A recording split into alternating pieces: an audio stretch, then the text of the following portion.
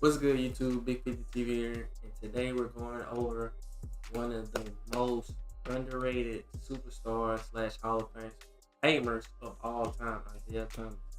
He's a great player, and this is my first time watching this video and just really diving into how he plays, his style of play. But before we get into the video, as always, like, comment, subscribe. Let's get into it. In an era dominated by two basketball titans, one ruling the East, the other the West, no one dared to challenge their reign. For years, the NBA was their kingdom, and all others waited in line. But then, a player and his team did the unthinkable. They disrupted the dynasty, reshaped the game, and made the heir to the throne bide his time. This is the story of the man who dared to defy the order, leading a revolution that forever altered basketball. From two kings, there were suddenly three. Yet, despite his monumental achievements, he remains the most underappreciated superstar in basketball history. This is the tale of Isiah Thomas, the only back-to-back champion who emerged when such a feat seemed impossible, with the Celtics and Lakers dominating the league. Isiah Thomas's 1989 and 1990 championships ended the Lakers and Celtics' dominance, symbolizing more than just a shift in power. His reign marked a transformative moment in basketball, changing the rules, the way the game is played, and how it's viewed. This secured his legacy in history. However, to grasp the true magnitude of his reign, one must understand the era he ruled and the fierce battles he fought to claim his crown. Chapter 1. The Dominance of the Titans. The 80s was defined by the dominance of two legendary players, Larry Bird and Magic Johnson. During this decade, the NBA became synonymous with their intense rivalry, which not only captivated fans, but also elevated the league's popularity to new heights. Together, Bird and Magic's teams, the Boston Celtics and the Los Angeles Lakers, accounted for 8 of the 10 championships in that era, with the Lakers winning 5 titles and the Celtics 3. Magic Johnson, with his unmatched court vision and versatility, led the Showtime Lakers, who played a fast-paced, high-scoring style that revolutionized the game. His leadership was instrumental in guiding the Lakers to 5 championships in 1980, 1982, 1985, 1987, and 1988. Magic's rivalry with Larry Bird, a fierce competitor with a lethal shooting touch. I know this ain't about the Lakers right now, but that is a heck of a run. 1980, 1982, 1985, 1987, and 1988 titles. That is 5 titles in 10 years is crazy. Magic Johnson. 1982, 1985, 1987, and 1988. Magic's rivalry with Larry Bird, a fierce competitor with a lethal shooting touch, defined the NBA's golden era. Bird's Celtics secured championships in 1981, 1984, and 1986, showcasing a more physical, defense-oriented style of play that was the perfect counter to the Lakers' flash. This rivalry transcended basketball, becoming a cultural phenomenon that contributed to the NBA's growth into a global powerhouse. The Celtics-Lakers clashes in the finals were must-watch events, drawing massive television audiences and fueling debates among fans about which player was truly the greatest. What's often overlooked, though, is how Bird and Magic saved the NBA at a time when the league was struggling with low ratings, declining attendance, and a tarnished image. Their rivalry injected excitement into the sport, making every matchup between their teams a spectacle. Beyond their individual talents, their contrasting styles of play and personalities made their rivalry compelling. Bird, the gritty, blue-collar player from Indiana, embodied the hard-nosed ethos of the Celtics, while Magic, the charismatic and dynamic playmaker, epitomized the glamour of Hollywood and the Lakers. The grip the Lakers and Celtics had on the league was too much. Isiah Thomas was made to wait his turn, but this gave him and the team time to reinforce and redefine their game plan. One man who couldn't wait any longer was Dr. J. He was the only one to fight his way to the only championship ring in his finger. He had to have one way or the other. This is Dr. J we're talking about. Chapter 2. Dr. J's fight for his ring. Julius Dr. J. Irving is one of the most iconic figures in basketball history, was known for his dazzling dunks, acrobatic plays, and the elegance with which he dominated the game. Yet, for all his brilliance, there was one glaring absence in his career: a championship ring. Despite his individual greatness, team success at the highest level eluded him during his early years in the NBA. Dr. J's first taste of a title came in the ABA, where he led the New York Nets to championships in 1974 and 1976. However, after the ABA-NBA merger, the competition intensified, and Irving found himself competing against powerhouse teams like the Boston Celtics and Los Angeles Lakers.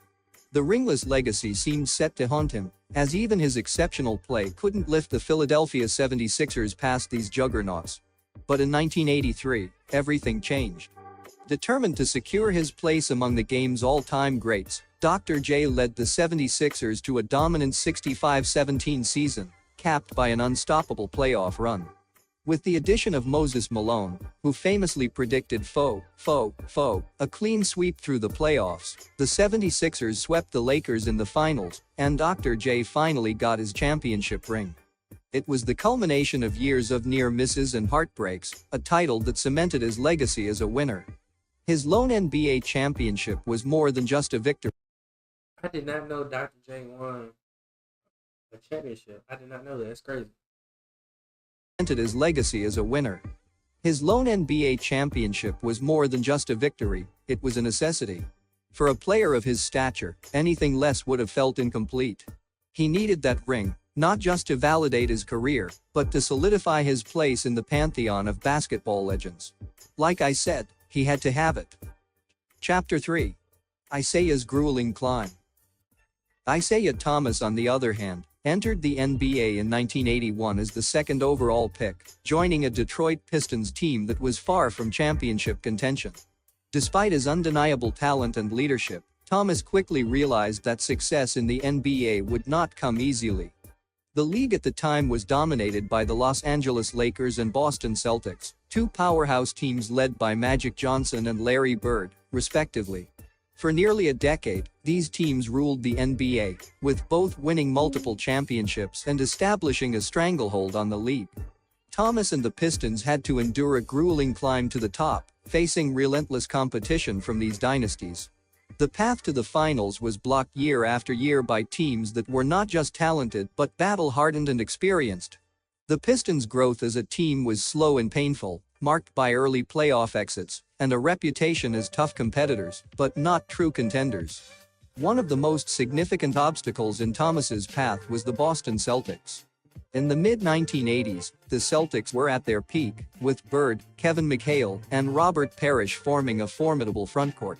From 1985 to 1987, the Pistons faced the Celtics in the playoffs, with each series becoming increasingly competitive and physical. The 1987 Eastern Conference Finals was a defining moment for Thomas and the Bad Boys Pistons, as they pushed the Celtics to 7 games, but fell short due to a critical turnover by Thomas that led to Larry Bird's famous steal. Even when the Pistons managed to overcome the Celtics, the Lakers loomed large as another insurmountable barrier. In 1988, the Pistons finally broke through to reach the NBA Finals, where they faced Magic Johnson's Lakers. The series was a battle of wills, with the Pistons pushing the Lakers to the brink in a grueling 7-game series.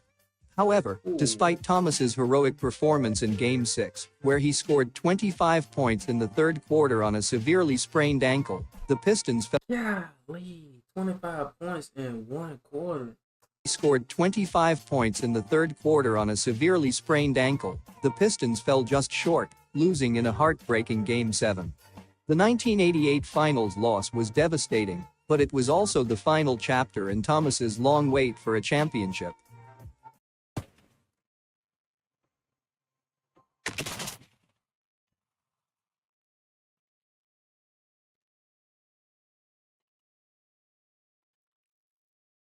The near miss only fueled the Pistons' determination, and they returned the following year with even greater resolve. Chapter 4. The pivotal 1989 NBA Finals. The 1989 NBA Finals marked a pivotal moment in basketball history, as the Detroit Pistons swept the Los Angeles Lakers to claim their first NBA championship. This victory not only secured the Pistons' place among the league's elite, but also signaled the end of a decade-long era dominated by the Lakers and Boston Celtics. The Lakers entered the 1989 finals as defending champions, having defeated the Pistons in a hard-fought 7-game series the previous year. However, the 1989 finals were a different story. The Pistons, led by Isiah Thomas and known for their tough physical style of play, earning them the nickname Bad Boys, had matured into a cohesive, battle-tested unit. They were determined to not just compete but to dominate. A young Dennis Rodman. To a cohesive, battle-tested unit. They were determined to not just compete but to dominate, and this time, they were ready for the challenge. The series began with the Pistons establishing their dominance early, winning Game 1 convincingly. Their aggressive defense, orchestrated by Defensive Player of the Year Dennis Rodman and enforcer Bill Lamere, suffocated the Lakers' offense. Magic Johnson, the heart and soul of the Lakers, suffered a hamstring injury in Game 2, severely limiting his effectiveness and highlighting the physical toll that Detroit's relentless style had on their opponents. By Game 3, the Pistons had complete control, with Joe Dumars emerging as the series MVP due to his stellar two-way play. The Lakers, who had epitomized the NBA's Showtime era with their fast-paced, high-scoring games, were reduced to a shadow of their former selves. With key players like Byron Scott also sidelined by injury, the Lakers were unable to mount any serious challenge. The Pistons capitalized, sweeping the series 4-0 and leaving no doubt about who was the best team in the league. The significance of this victory extended beyond the Pistons' first championship. It marked the end of the NBA's golden era dominated by the Lakers and Celtics. From 1980 to 1988, these two teams had won 8 of the 9 championships, with only the Philadelphia 76ers interrupting their reign in 1983. The finals had often been a stage for either Larry Bird or Magic Johnson, whose rivalry had captivated fans and elevated the NBA's profile. The Pistons' sweep in 1989 was a symbolic passing of the torch. It was not just a victory for Detroit, but a moment that heralded a new style of basketball, one defined by defense, physicality, and team-oriented play. The Bad Boys had dethroned the glamorous, star-driven Lakers, and in doing so, they changed the perception of what it took to win in the NBA. Their success paved the way for a new generation of teams that would prioritize defense and toughness, influencing the NBA's direction for years to come. Moreover, the Pistons' championship marked a shift in the league's power dynamics. It was the I ain't gonna lie. Compared to style play now, I had to go back and watch this. I would not I would not watch this. The defense, I won't say it's like boring, but I love more flashy offense stuff. The Pistons' championship marked a shift in the league's power dynamics. It was the first time since the 1970s that a team outside the Lakers' Celtics 76ers triumvirate had won a title. This victory by the Pistons also signaled the decline of the Lakers and Celtics as perennial contenders, as both teams would soon face rebuilding phases. The 1989 finals were, therefore, more than just the end of a series, they were the end of an era. Chapter 5. Defending the Crown. The 1990 NBA season was a defining chapter in the league's history, as the Detroit Pistons defended their title and solidified their place as one of the most formidable teams of all time. Unlike the 1989 championship, which had seen the Pistons sweep the injury-plagued Lakers, the 1990 season presented new challenges, but it ultimately reinforced the dominance of the Bad Boys and their disruptive impact on the league. The Pistons' journey to the 1990 championship was a testament to their resilience, strategy, and the effectiveness of their hard-nosed physical style of play.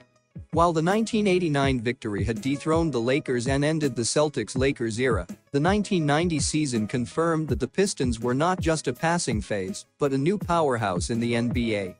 The season was marked by grueling competition in the Eastern Conference, particularly from the up-and-coming Chicago Bulls, led by the young and explosive Michael Jordan. The Bulls, however, were not yet ready to seize the crown, as the Pistons' experience, depth, and defensive prowess proved too much for them to overcome. Detroit finished the regular season with a league-best 59-23 record, securing home court advantage throughout the playoffs. Their strategy revolved around their smothering defense, known as the Jordan Rules, designed specifically to neutralize Michael Jordan's impact. The Pistons' approach involved aggressive double teams, forcing Jordan into tough shots and punishing him physically whenever he drove to the basket. This strategy not only frustrated Jordan, but also underscored the Pistons' philosophy to dominate their opponents mentally and physically. The Eastern Conference Finals between the Pistons and the Bulls was a rematch of the previous year, but with higher stakes. The series went to 7 games, with the Pistons eventually prevailing, once again denying Jordan his first finals appearance. This victory was crucial, as it demonstrated the Pistons' ability to withstand the pressure of a rising dynasty. Their victory was not just about skill, but also about the psychological edge they had over their rivals. In the NBA Finals, the Pistons faced the Portland Trail Blazers, a team that had surged to the top of the Western Conference. Led by Clyde Drexler, the Blazers were athletic, fast, and talented, posing a significant challenge to Detroit. However, the Pistons' experience and adaptability shone through. After losing Game 2 at home, the Pistons took control of the series in Portland, winning 3 straight games on the road to clinch their second consecutive championship. The Finals MVP was once again awarded to Isiah Thomas, whose leadership, clutch performances, and unwavering determination were central to Detroit's success. The Pistons' back-to-back titles in 1989 and 1990 had far-reaching implications for the NBA. Their style of play, characterized by physicality, relentless defense, and a team-first mentality, challenged the norms of the league. The Bad Boys were unapologetic in their approach, often blurring the line between aggressive defense and outright intimidation. This led to the perception of the Pistons as Bruh, that is football. The Bad Boys were unapologetic in their approach, often blurring the line between aggressive defense and outright intimidation. This led to the perception of the Pistons as villains, a role they embraced. Their success forced the NBA to re-evaluate its rules, particularly those related to flagrant fouls and hand-checking, as the league sought to balance the physicality of the game with the need for player safety and offensive flow. Moreover, the Pistons' dominance altered how the game was viewed. In an era previously defined by the flash and flair of teams like the Lakers and Celtics, the Pistons introduced a grittier, more rugged brand of basketball that prioritized defense and toughness over highlight reel plays. This shift in playing style resonated with fans and players alike, signaling that winning at all costs, even if it meant playing the role of the villain, was a valid path to success. The 1990 season also marked the end of an era in its own right.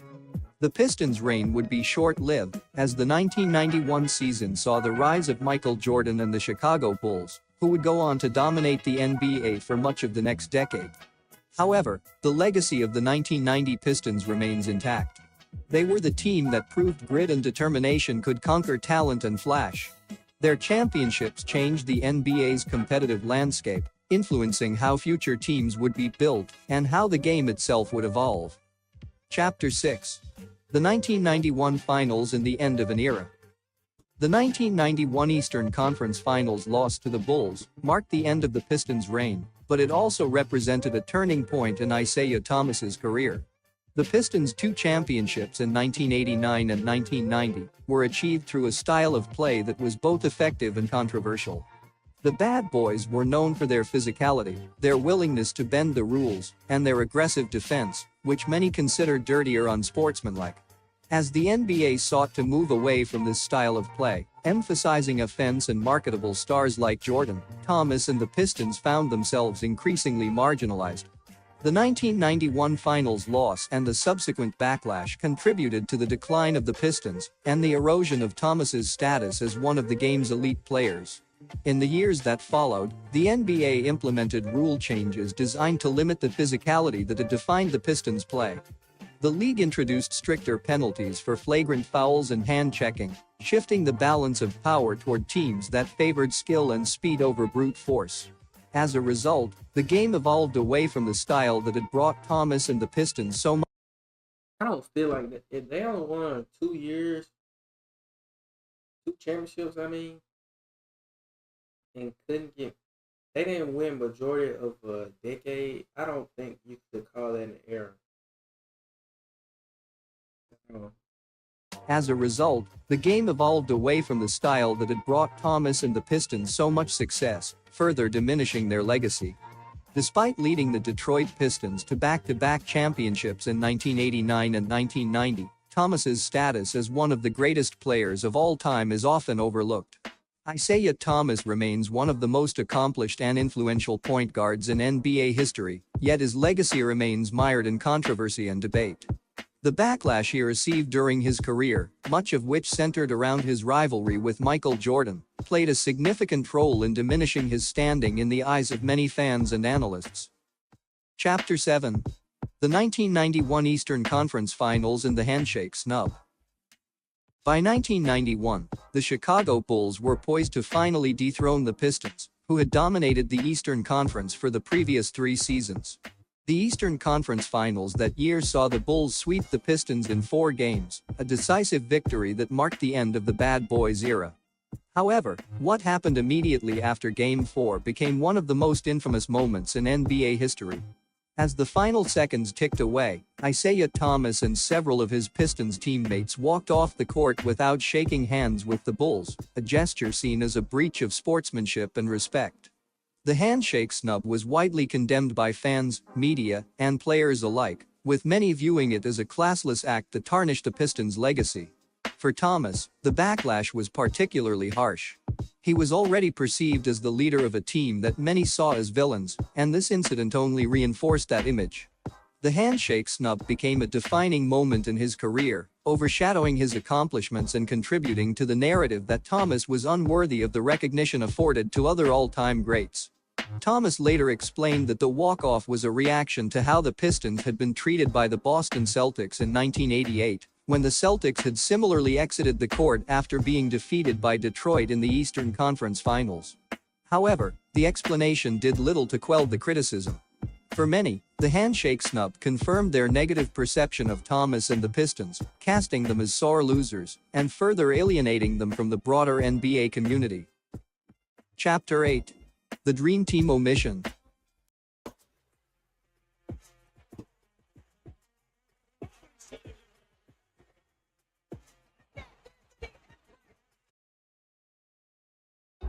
One of the most So the Pistons were not a team full of superstars. They were just football. I mean, not football, but I don't want to do them like that. They were just like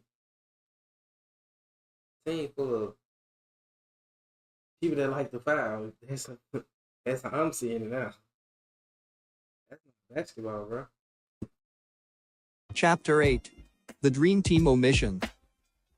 One of the most glaring slights in Isiah Thomas's career was his exclusion from the 1992 United States men's Olympic basketball team, famously known as the Dream Team.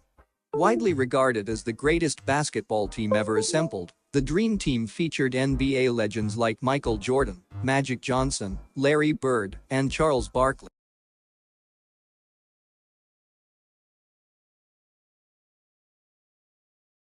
Sorry about that. We back. You'd had a little moment right there. However, Thomas, a Hall of Famer and a 2-time NBA champion, was conspicuously absent. The omission was not due to a lack of talent or credentials. Thomas was undeniably one of the top players in the league. Instead, it was widely speculated that his exclusion was the result of personal vendettas and locker room politics. Michael Jordan, who had emerged as the league's biggest star, was rumored to have played a significant role in Thomas's exclusion. Jordan reportedly refused to play on the Dream Team if Thomas was included. The roots of this animosity can be traced back to the fierce rivalry between the Bulls and the Pistons, particularly during the late 1980s and early 1990s. The Pistons, known for their physical, aggressive style of play, had repeatedly denied Jordan and the Bulls a path to the NBA Finals, employing the infamous Jordan rules to neutralize his scoring ability. The animosity between Jordan and Thomas reached its peak during these battles, culminating in one of the most controversial moments in NBA history. The 1991 Eastern Conference Finals handshake snub. So Chap. they kicked him out. I mean, they didn't put him on the Olympic team because of Michael Jordan didn't want to play with him. That's crazy.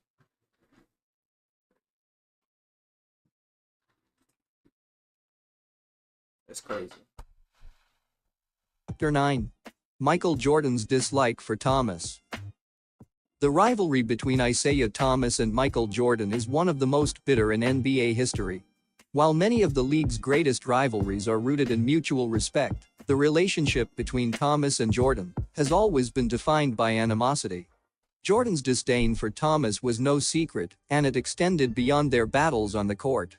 In the 2020 documentary The Last Dance, which chronicles Jordan's career in the Bulls dynasty, Jordan candidly expressed his dislike for Thomas, stating, "I hated them.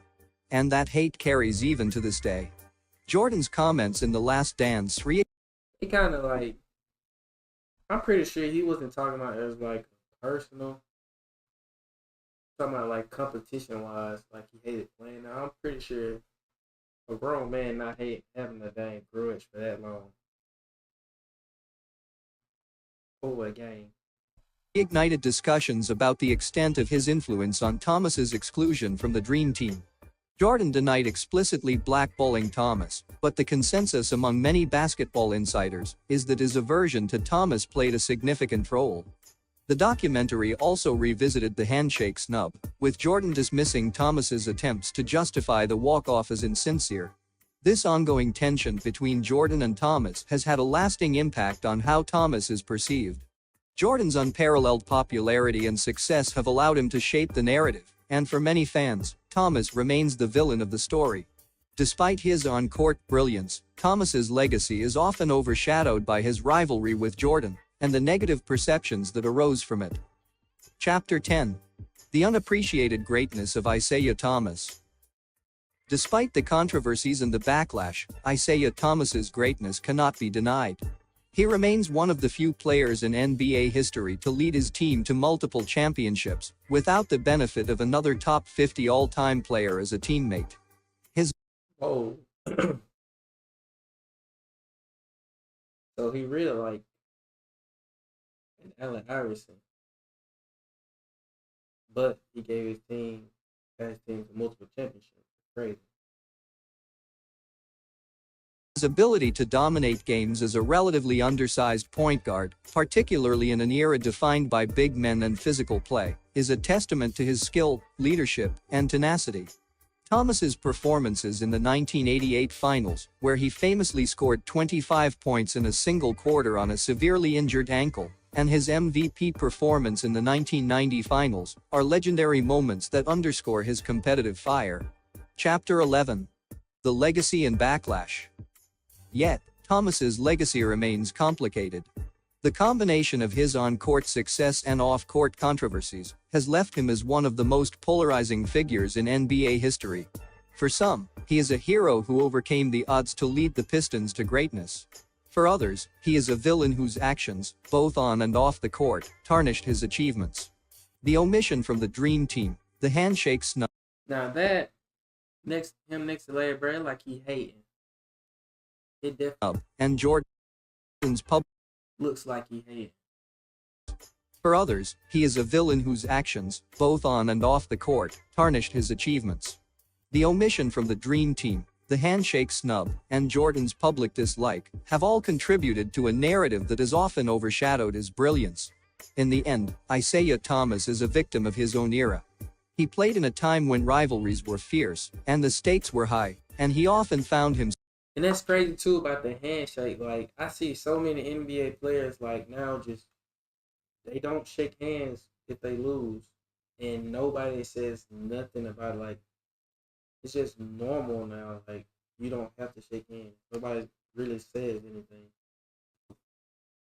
Himself on the wrong side of history. While his accomplishments as a player are undeniable, the controversies that surrounded his career have hampered his recognition as one of the true greats of the game.